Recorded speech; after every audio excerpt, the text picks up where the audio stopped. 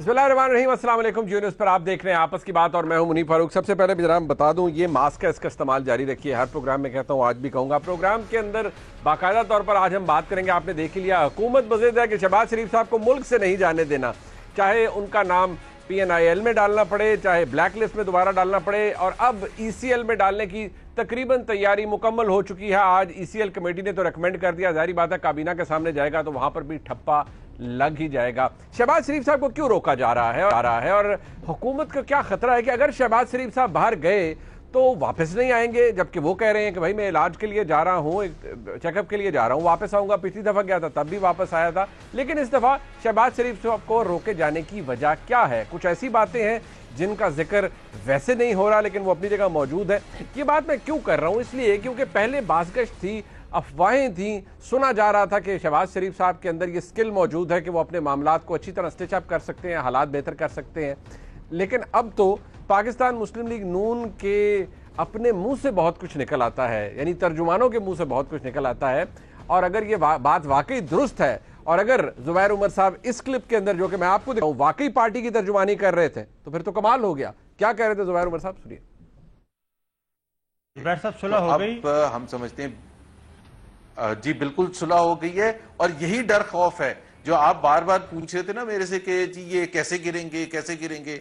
इनके पास से सिर्फ सीढ़ी खींचनी थी, वो सीढ़ी जैसे ही थोड़ी सी खींचेगी तो मसला PTI के लिए हो जाएगा। हमारे साथ हालात अल्लाह का शुक्र है ठीक।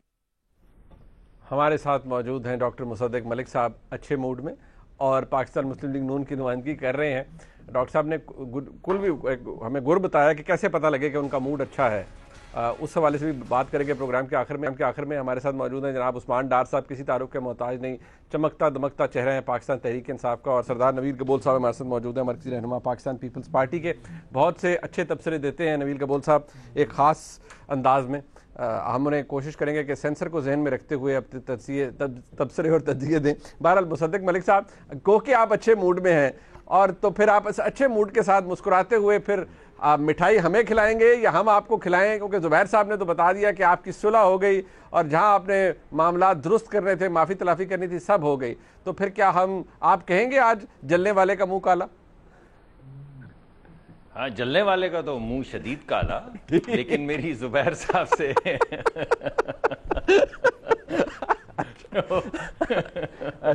जलने वाले का भी मरने वाले का भी। मेरा मतलब है कि आपने पूछा कि शहबाज शरीफ साहब क्यों बाहर जा रहे हैं, तो मैंने उसको दिल में सोचा कि हुकूमत क्यों मरी जा रही है इस पे। अच्छा, ये दोनों सवालात के जवाब आज आपके प्रोग्राम में इंशाल्लाह सामने आएंगे। लेकिन मेरी जुबैर साहब से बात हुई थी और जुबैर साहब ने मुझे कहा कि मैंने कोई ऐसी बात, I was put on the spot. वो बार बार यही कह रहे थे कि आपकी सुलह हो गई है, सुलह हो गई है। और जो मैं कहना चाह रहा था वो ये था कि हमारा किसी इदारे से कोई झगड़ा नहीं है, लेकिन अगर कोई किसी भी वक्त कोई ऐसी चीज़ हुई है पाकिस्तान की तारीख में जिसकी आइन इजाज़त नहीं देता तो कानून इजाज़त नहीं देता, तो सिर्फ उसकी निशानदही हम करते रहे हैं, करते रहेंगे। अच्छा। लेकिन हमारा कभी किसी इदारे से लड़ाई नहीं है, ये मैं कहना चाह रहा था। हाँ। तो अच्छा हुआ आपने मेरे से सवाल पूछ लिया जिसके अच्छा, वैसे डॉक्टर साहब, as amicably as you have put it, आप माशाल्लाह लफ्ज़ों के साथ बहुत अच्छा, आप अल्फाज में बड़ी गिरफ्त रखते हैं। जिस तरह आपने फरमाया, जुबैर साहब भी माशाल्लाह बड़ा अच्छा बोलते हैं, लेकिन मुझे समझ ये नहीं, जैसे आपने कहा कि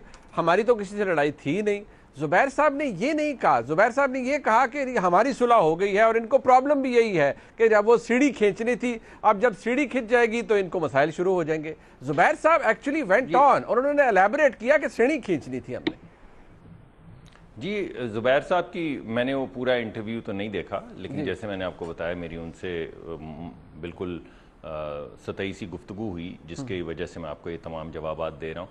देखिए, बात ये है, इसमें तो कोई शक नहीं है। आप अगर जहांगीर तरीन साहब का ग्रुप देख लें तो आपको सारी आधी बात तो आपको जहांगीर तरीन खान साहब का ग्रुप बनने और बिलखसूस 10 नेशनल असम्बली के मेंबरान और 22 प्रोविंशियल असम्बली के मेंबरान के खड़े होने से आपको पता चल जाना चाहिए कि हुकूमत को सिग्नल अब क्या हो रहा है। और दूसरी जो अहम बात है वो ये है कि ये बात अब बड़ी वाजे हो गई है कि हुकूमत जो है, ये मौजूदा हुकूमत, ये हर एक के लिए, इदारों के लिए भी और लोगों के लिए भी एक लाइबिलिटी बन चुकी है। अच्छा, और इस वजह से आपको बारहा अब हर तरफ से, हर कॉरिडोर में से एक ही आवाज़ सुनने को मिलेगी कि इनका बोझ हम कैसे उठाएं।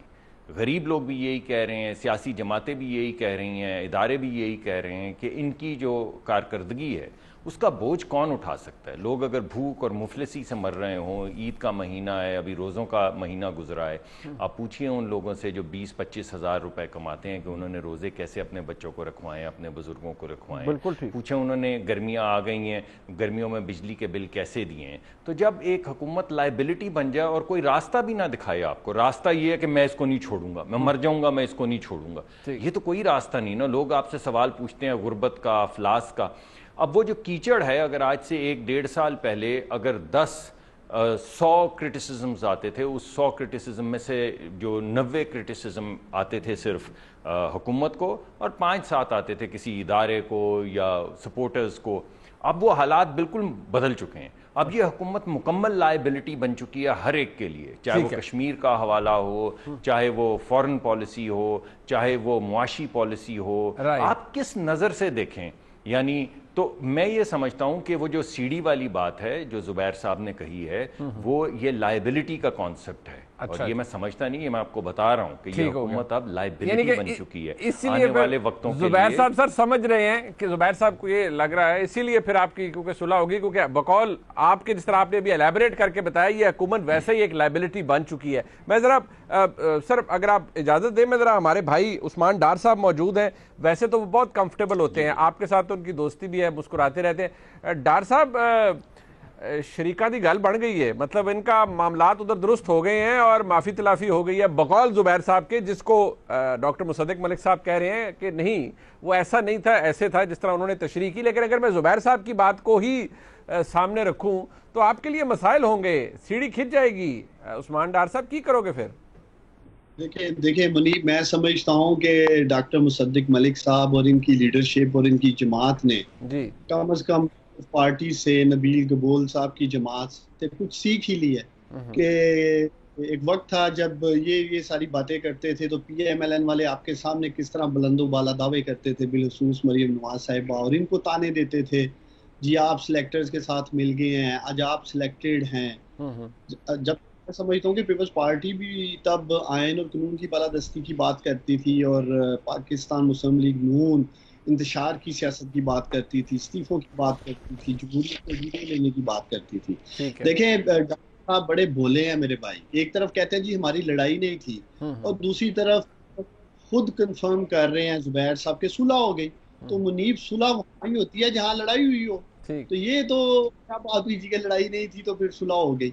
और नहीं, आपको टेंशन होनी चाहिए कि इनकी सुलह हो गई है। देखिए हमें तो ना पहले टेंशन थी ना अब टेंशन है। देखें अगर हमें शहबाज शरीफ साहब से किसी किस्म का भी कोई पॉलिटिकल थ्रेट हो तो जैसे माजी में जनरल मुशर्रफ के साथ NRO करके 10 साल का मुआहदा करके दोनों भाई मुल्क से बाहर चले गए थे, बड़े भाई पहले ही बाहर, हम छोटे को भी भेज देते, हमें क्या जरूरत है इन्हें यहाँ रोकने की। इन्हें मुकदमात का सामना है, जब भी इन पे मुश्किल वक्त आता है ये पाकिस्तान छोड़ के चले जाते हैं। बकौल डॉक्टर साहब के कि PTI एक लायबिलिटी बन चुकी है अदारों के लिए भी, अवाम के लिए भी, तो फिर बुलाए ना अपनी लीडरशिप को। डॉक्टर साहब बुलाए मियां नवाज शरीफ को, पाकिस्तान आए, लीड करे, अवाम मुंतजर हैं। शहबाज शरीफ साहब भाग रहे हैं मुल्क से, बड़ा भाई पहले झंडा लेके ख्याल रहे आ रहे हैं ये ना हो भाग जाएं आप वक्त थोड़ा रह गया आपका। अच्छा ठीक, सामने कर रहे हैं हमारे साथ, आप कुछ बात करते हैं तो छोटे भाई को क्या, फिर बड़े भाई को भी बुला लें यहाँ। वहाँ क्या करने जा रहे थे ईद मनाने के लिए? जहाँ तक इलाज की बात है मुनीब, पूरी कौम जानती है, बड़ा जबरदस्त इलाज हो रहा है कैंसर का पाकिस्तान में। हमारी खुद हेल्थ मिनिस्टर साहिबा पंजाब वो इलाज करवा रही हैं, कोरोना का मुकाबला कर रही हैं। तो मकसद ये कहना जी कि हमें इलाज के लिए बाहर जाने दिया जाना चाहिए। तो अगर हालात वाकई बुरे हैं तो अवाम में रहे, कौम में रहे, बाहर क्यों भाग रहे हैं? अच्छा। सादा सा पूछने वाली बात। बट डॉक्टर साहब आप भी तो कोई नई चीज निकाल रहे हैं ना। अब शहबाज शरीफ साहब के खिलाफ आपने फैसला कर लिया कि क्योंकि बाकी मुकदमात में उनकी बेल हो गई है, ट्रायल चलेगा अभी ट्रायल कोर्ट्स में, तो आपने कहा हुदैबिया को दोबारा खोलना है जी, इसलिए क्योंकि ये टेक्निकल बुनियादों पे, बाकी टेक्निकल बुनियादों पे बंद हुआ। लेकिन हुकूमत गुजरने के 2.5 साल बाद आपको याद हुआ कि वो नहीं, बहुत बड़ा केस था, इसको जरा दोबारा खोलना चाहिए। अगर ये करना ही था तो जब आप आए थे उस वक्त खोल लेते। देखिए इनकी बहुत सारी चीजें हैं, एक हुदैबिया ही नहीं है। 75 के करीब तो इनके टीटीओ के मामला सामने आ चुके हैं, 110 गवाह मौजूद हैं। और मुझे बड़ी हैरानी है मुनीब, जब डॉक्टर साहब बड़े मुस्कुरा के टॉक शो में कह रहे होते हैं, देखें जी शहबाज शरीफ साहब को जमानत मिल गई। डॉक्टर मुसद्दिक साहब जमानत तो डबल शाह को भी मिल गई थी। अच्छा, डबल शाह वालों का क्या हाल किया था वो पूरा पंजाब जानता है। अगर जमानत नहीं, इस बात की गवाही है जी के ईमानदार आदमी है, करप्शन नहीं की, नौसरबाजी नहीं की, तो फिर डबल शाह भी ठीक था जो जमानत लेके आ गया था। तो ये क्या कहते हैं, शहबाज शरीफ को जमानत मिल गई है तो शहबाज शरीफ के हाथ साफ हैं।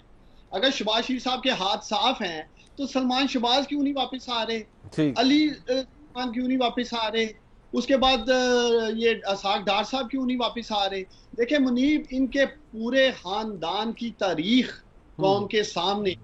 मियां नवाज शरीफ साहब भी नवे रोज के लिए गए थे, ऐसे ही क्या कि जैसे एक टिकट लेके शहबाज शरीफ साहब आज आ गए जी मेरी जुलाई की रिटर्न टिकट है। मियां नवाज शरीफ पाकिस्तानी और रिटर्न टिकट थी जो दिखाई गई थी कि मियां साहब आएंगे 90 रोज के वापस।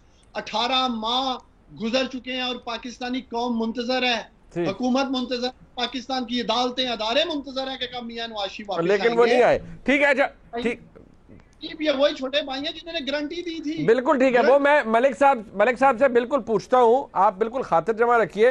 नबील कबूल साहब, वैसे मुस्लिम लीग नून के मामलात ठीक हो रहे हैं, क्योंकि जिस तेजी से हुकूमत ने फैसला किया है कि हुदैबिया का मामला खोलें, और अब जुबैर साहब ने बात की, तलाल चौधरी साहब ने भी कुछ दिन पहले बात की थी कि असल में ये जो इतना शोर मचाती है हुकूमत, ये कहते हमें है लेकिन सुनाते कहीं और हैं। बात साहब के मामलात फिर दुरुस्त हो रहे हैं या सुलह सफाई हो चुकी है, या जिस तरह डॉक्टर मुसद्दिक मलिक साहब फरमा रहे हैं और उनकी बात में बड़ा वजन है कि भाई हमारी लड़ाई तो किसी से थी ही नहीं, हम तो आइन और कानून की बात कर रहे थे, अगर आइन और कानून के मुताबिक साहब चलेगा तो किसी से लड़ाई है ही नहीं। अंदर की बात बताओ आपको जी कि सुलह जो है वो हुआ नहीं है, सुलह करवाने की कोशिश जारी है और कमिटमेंट हो चुकी है कि सुलह हो जाएगी, लेकिन बीच में वजीर आजम ने और उनके जो बहुत करीबी साथी हैं उन्होंने स्टैंड ली है सुलह नहीं होना चाहिए। अच्छा, तो यही रीजन थी कि आज ECL में डालने की जो है कैबिनेट की मीटिंग हुई है बाकायदा, और ECL में उनका नाम डाला गया है।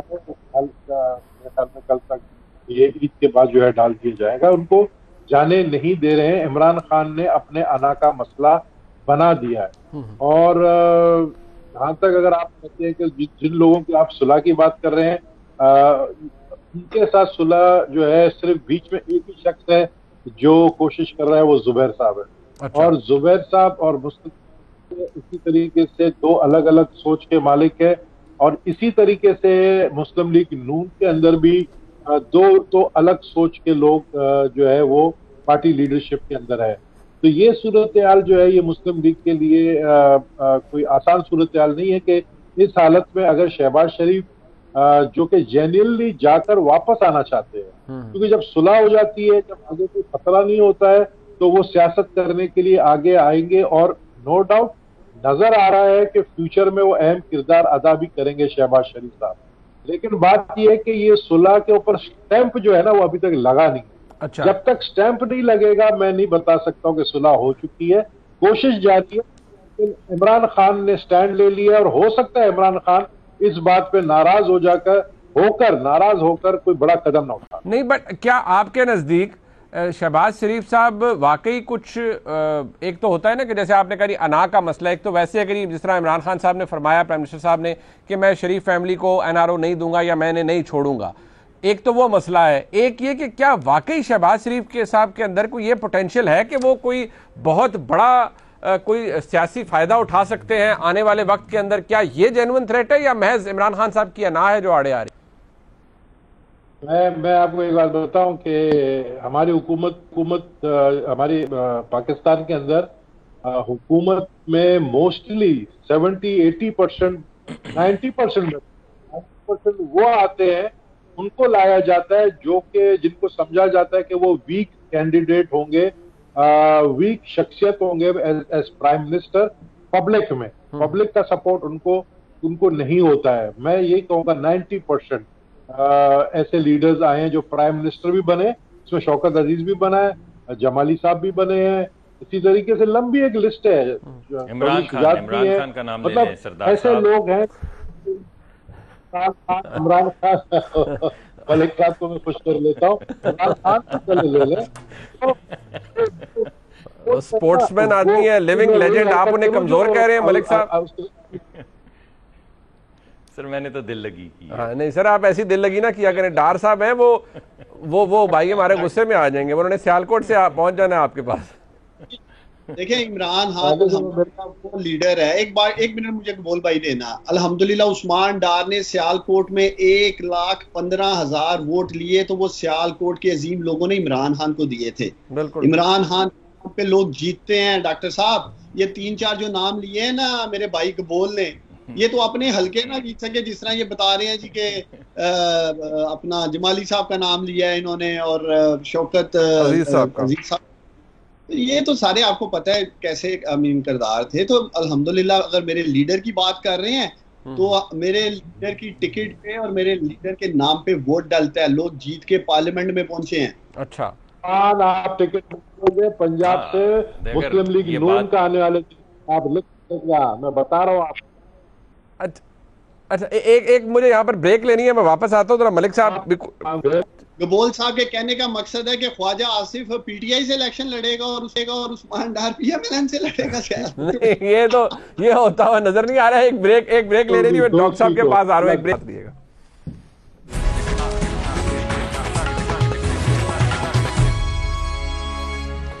शहजाद साहब क्या फरमा रहे थे? शहजाद अकबर साहब जरा सुनिए।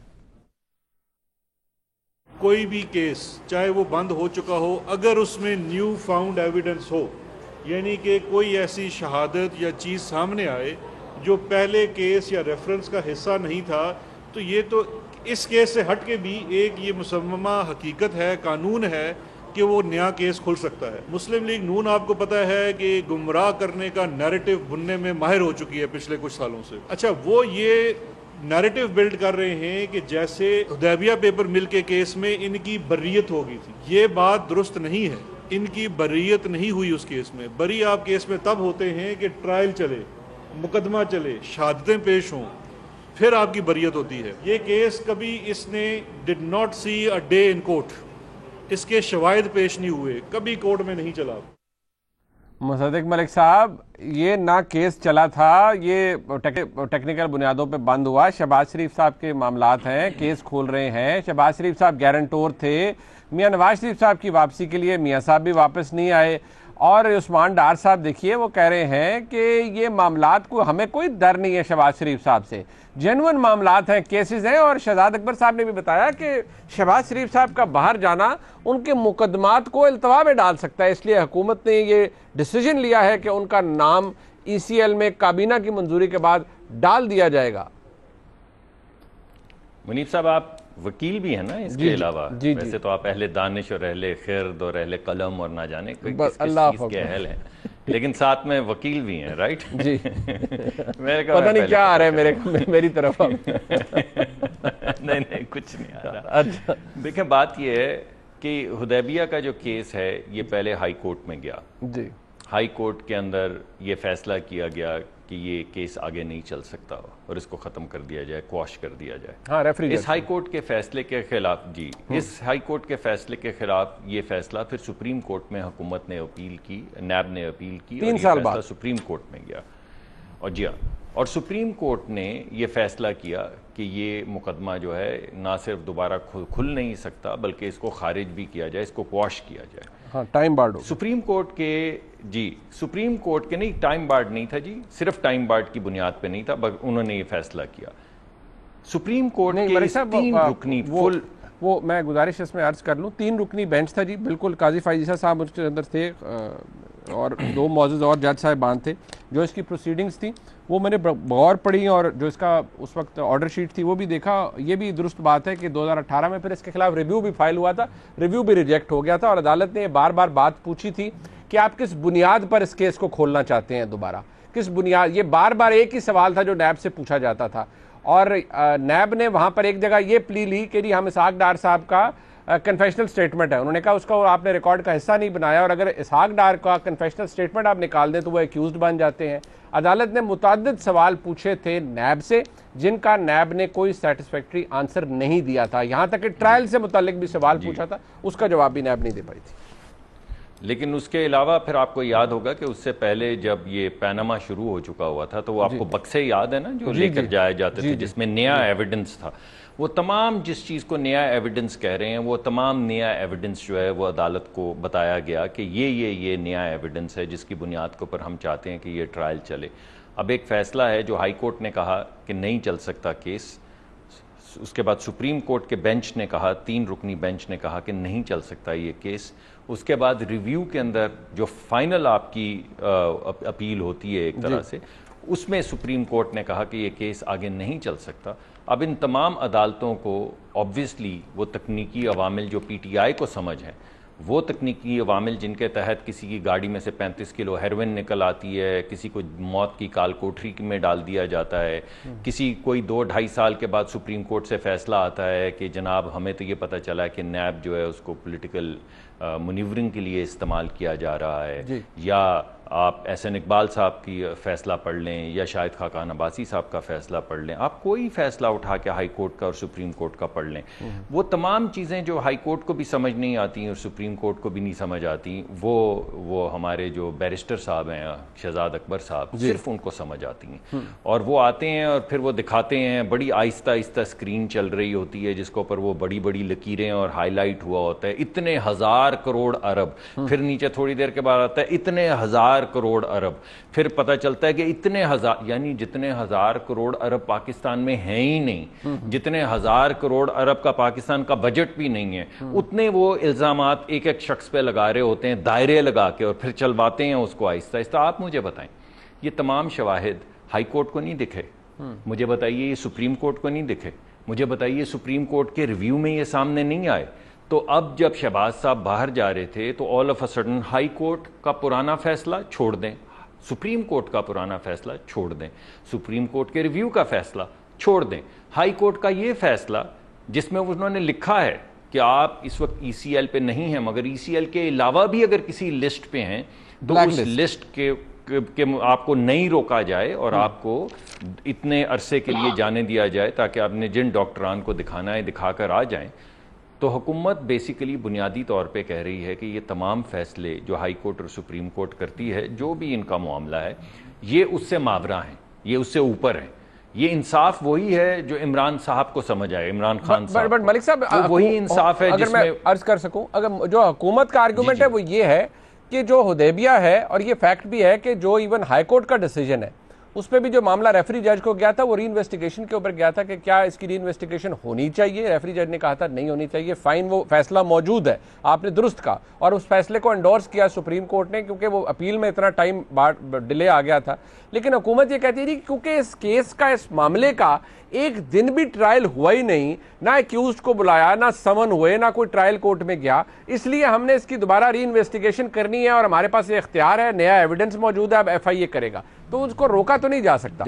देखिए नहीं, ये आप अगर वकील हो के ये बात कर रहे हैं तो दीगर वकला आपकी सारी ये बात सुन रहे हैं जी। यानी पहले भी यही मौक़िफ़ अपनाया गया था कि हमारे पास, जी मैं हुकूमत के आर्गुमेंट का ही जवाब दे रहा हूं, मगर आप उसको प्रोपगेट कर रहे हैं ना, आप उसका वो एक तरह से मुकदमा मेरे सामने रख रहे हैं, तो मैं आपको कह रहा हूं कि आप जो मुकदमा, मैंने इस वजह से आपसे पूछा था कि आप वकील भी हैं ना अहले दानिश होने के अलावा, ये थी वो सारी बात जो मैंने आपसे पूछी थी कि सारे पाकिस्तान के वकील इस वक्त यह मुकदमा देख रहे हैं कि हुकूमत ने यह प्ली ली कि हमारे पास नया एविडेंस है, उस एविडेंस की वजह से इसकी इन्वेस्टिगेशन खोली जाए। हाई कोर्ट ने कहा नहीं, सुप्रीम कोर्ट ने कहा नहीं, रिव्यू ने कहा नहीं, और आप ये कह रहे हैं कि अब दोबारा ये उसी बुनियाद पे कि हमारे पास वो नया एविडेंस है, ये खुल सकता है। अगर ऐसा है तो ये जंगल लॉ है भाई।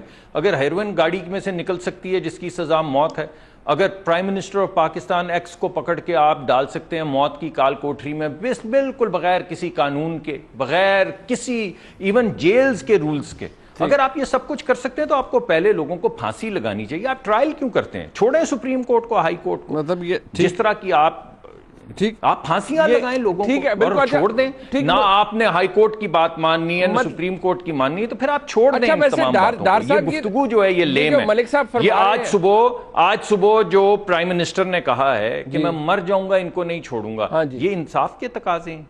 ये एक बंदा जो पाकिस्तान का एहतसाब का अमल है वो सर डार साहब से पूछ रहे थे। सर जरा मुझे डार साहब से ये बताएं, एक मिनट और बात, एक आखिरी बात कर, आप मुझे ये बताएं, कल मेरे भाई फवाद चौधरी ने ये कहा है कि हुकूमत ये केस खोल रही है। कैसे खोल सकती है?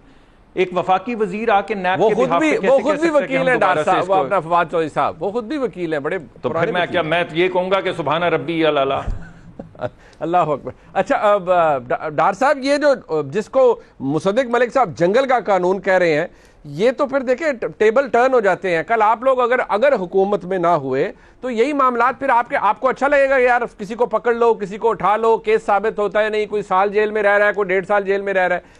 ये अच्छा लगता है प्रोसीजर आपको अगर ऐसे ही चलता रहा तो?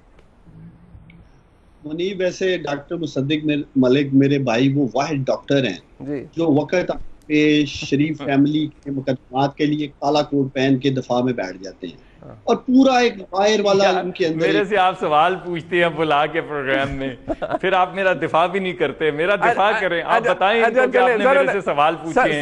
सर उन्हें बात मुकम्मल करने दें मलिक साहब प्लीज। जी डार साहब। मुनीब, मेरे लिए ये तय करना मुश्किल है कि डॉक्टर मुसद्दिक मलिक अच्छा डॉक्टर है या लॉयर है।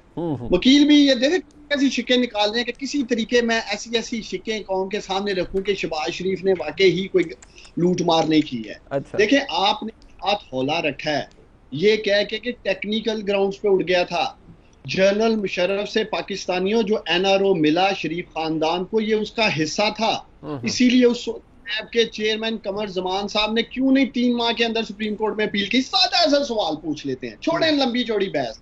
अगर कोई मुकमका नहीं था शरीफ खानदान का तो क्यों नैब नहीं गई सुप्रीम कोर्ट ऑफ पाकिस्तान में, जिस टाइम बार्ड की हम बात कर रहे हैं? कोई सेटिंग थी ना, कोई उस वक्त भी सुलह सफाइयां हुई होंगी। गबोल साहब ने जैसे कहा है रोशनी डाली है, ये सुलह सफाइयां बड़े एक्सपर्ट हैं शरीफ खानदान वाले। फिर पाकिस्तानियों 2017 में जस्टिस खोसा ने जो डायरेक्शन दी, जजमेंट दी कि हदैबिया को दोबारा खोला जाए, और उसका आप बता रहे हैं मुनीब पाकिस्तानियों को कि टाइम बार्ड की वजह से हटा दिया गया। लेकिन मैं पाकिस्तानियों ये जानता हूं, जिस तरह डॉक्टर मुसद्दिक मलिक की लरसती हुई आवाज और नून लीग टांगे कांप रही हैं, हदैबिया का मुझे लगता है कि लंबी चौड़ी गड़बड़ है इसमें। वरना मुनीब, जिस तरह से हुदैबिया डिस्कस होता रहा इस मुल्क में, अगर मैं शहबाज शरीफ की जगह होता और उस्मान डार कहता खोलो इसको दोबारा, मेरे हाथ साफ है हदैबिया में, क्यों नहीं ये बात करते?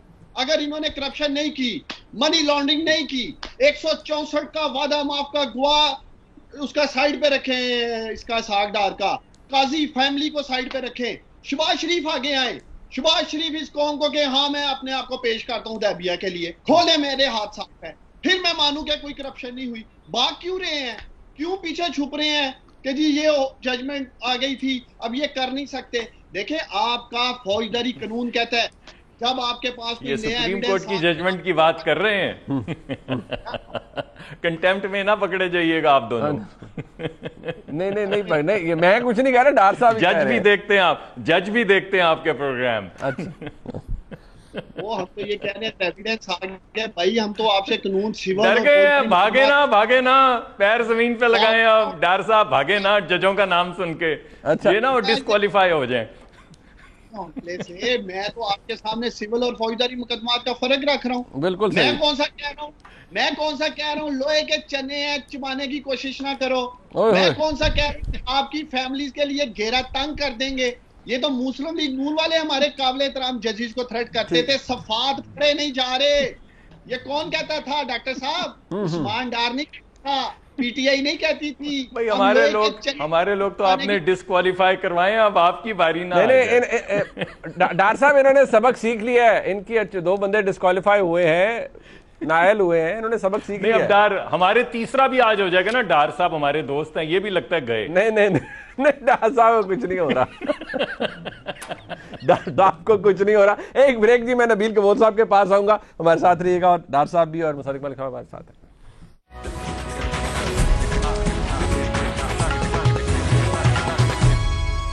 नवील भाई, ये सेटिंग हुई थी मुस्लिम लीग नून की या शरीफ फैमिली की, इसलिए अपील फाइल नहीं हुई हुदैबिया के अंदर, क्योंकि डार साहब ने तो कह दिया ये सेटिंग थी, इन्होंने मैनेज करके सब कुछ किया था। तो आप तो बड़ा पुराना जानते हैं मुस्लिम लीग नून को भी, सियासत को भी, सेटिंग हुई होगी फिर इनकी। मैं नहीं कहूँगा, सही कह रहे हैं मुसद्दिक मलिक साहब। ये मामला जो है जुडिशरी में, कोर्ट में है, कल को मैं डिस्क्वालीफाई नहीं होना चाहता। कौम को मेरी जरूरत है, ये डार साहब को, मुसद्दिक मलिक माशाल्लाह बड़े जबरदस्त सियाने सियासतदान है। वो जो है ना किसी तरीके से फंसा रहे थे उस्मान डार को, और उस्मान डार के गलती से कुछ अल्फाज निकले, शायद कल परसों को नोटिस आ जाए सुप्रीम कोर्ट। नहीं, लेकिन उसके बाद डर गए ना, उसके बाद तो बच जाएंगे। नहीं, कोई नहीं, डार साहब को कुछ नहीं होता, वो बड़े मुताहत है अपनी। मलिक साहब ने कोशिश की है, लेकिन डार साहब मुताहत है। लेकिन मैं समझता हूँ कि देखे ना, ये मामला ऐसे पेचीदा कर लिए गए हैं। अब कोर्ट ने बेल तो दे दिया, बेल देने के बाद कोर्ट ने इजाजत भी दी बाहर जाने के लिए। अब सिर्फ इशू क्या है कि जी गवर्नमेंट ने ईसीएल में डाला। मुझे पूरा यकीन है कि सुप्रीम कोर्ट से इनको रिलीफ मिलेगा, शहबाज शरीफ चले जाएंगे नेक्स्ट वीक तक, और फिर वही बात होगी, अगेन वही एपिसोड रिपीट होगा जो नवाज शरीफ साहब के दौर में हुआ था, जब उनको जाने दिया गया था, और फिर बाद में कहा कि जी कोर्ट ने जाने दिया, हम क्या कर सकते। जब कोर्ट कह रही है जाने दो, आप लोगों ने क्यों कैबिनेट की मीटिंग आज बुलाई? शेख रशीद को प्रेस कॉन्फ्रेंस करने की क्यों जरूरत पड़ी? आप इदारों को टकराने के, आपस में लड़ाने की कोशिश कर रहे हैं। अब इदारे आप देखें ना, आपने जिनके ऊपर पूरे कौम को लगा दिया था पीछे के जी इदारों को आप टारगेट करें। अब कौम भी समझ गई है ये इदारे नहीं है, ये आप लोग खुद है जो इदारों को बदनाम करते हैं। अच्छा, मैं बहुत से ऐसे लोगों को जानता हूँ इदारों के अंदर जो नाखुश है इस सिचुएशन में कि जब उनके हवाले से बातचीत की जाती है। तो मैं ये कह सकता हूं कि जिस तरह इन्होंने कहा कि जी मुसद्दिक मलिक साहब ने या जुबैर साहब ने कि हमारा सुलह हो गया, मैं समझता हूं कोई ऐसा झगड़ा था ही नहीं। ये हमारी एस्टेब्लिशमेंट है, हमारी फौज है, हमारी जुडिशरी है, हमारे लोग हैं। हमें अपने आप को बाहर इंटरनेशनली इस तरह बदनाम नहीं करना चाहिए कि जी एस्टेब्लिशमेंट जो है वो पॉलिटिक्स में इंटरफेरेंस करती है। हाँ, ये जरूर है कि 2013 और 2018 के इलेक्शन में इंटरफेरेंस हुई है, लेकिन फिर अब वो लोग भी समझ गए कि मैं समझता हूँ ये हालात अब 2018 वाले सूरत-ए-हाल दोबारा पैदा हो। और मैं आपको ये आप मेरा ये रिकॉर्डिंग आज आप सेव करके रखें।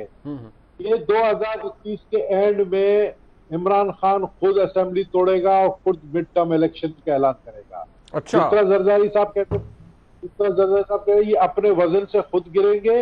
ये इमरान खान देखें, शहबाज शरीफ को जाने नहीं दिया जा रहा है किसकी तरफ से। इमरान खान कहता है कि मैं किसी सूरत में अब शहबाज शरीफ को जाने नहीं दूं। आज फवाद चौधरी ने भी कहा कि वो गारंटर था, उसको कैसे जाने दिया जाए। ठीक हो गया, ठीक, अच्छा, बिल्कुल ठीक है, बिल्कुल ठीक है। मैं नबील भाई, मेरे बात खत्म है। मैं जरा मलिक साहब फिर जा सकेंगे, आपको उम्मीद है, या ईसीएल में नाम डल गया, फिर एक नई रेस है, फिर शायद दोबारा, और वो फिर रिव्यू के लिए फाइल करना, गवर्नमेंट को अपील करना, फिर कोर्ट में आना? डायरेक्टली कोर्ट में तो जा भी नहीं सकेंगे।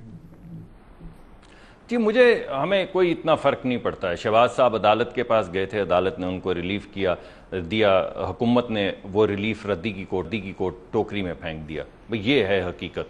अब हुकूमत उसके बाद ये जो आपने वो बशीर मेमन साहब का इंटरव्यू देखा था, अब तो बशीर मेमन रीप्ले होने लगा है FIA के जरिए, तो कर ले हुकूमत।